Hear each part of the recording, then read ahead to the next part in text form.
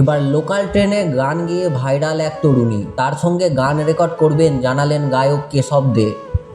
সম্প্রতি লোকাল ট্রেনে সুন রাহা হে না তু আশিকি টু এর একটি গান গেয়ে রাতারাতি সোশ্যাল মিডিয়ায় ভাইরাল হয়েছেন এক তরুণী। তার সুমধুর কণ্ঠস্বর ও আবেগঘন পরিবেশনা হাজার হাজার নেটিজেনদের মন জয় করে নিয়েছে।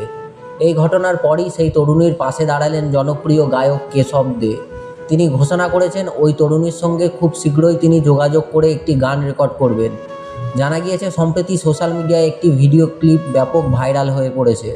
ভিডিওতে দেখা যায় এক তরুণীর লোকাল ট্রেনের ভিড়ের মধ্যে অনায়াসে অসাধারণভাবে গান গাইছেন।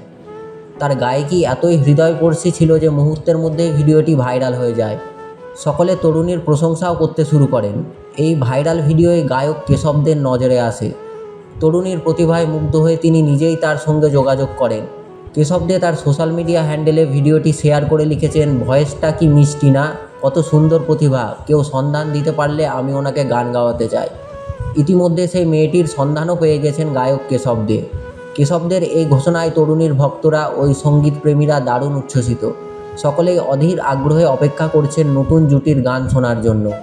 লোকাল ট্রেনের একজন সাধারণ যাত্রী থেকে হঠাৎ করে এমন সুযোগ পাওয়ার অনেকেই এটিকে প্রতিভার জয় হিসাবে দেখছেন। গানটি রেকর্ডিংয়ের ও প্রকাশের তারিখ শীঘ্রই জানানো হবে বলে জানা গিয়েছে।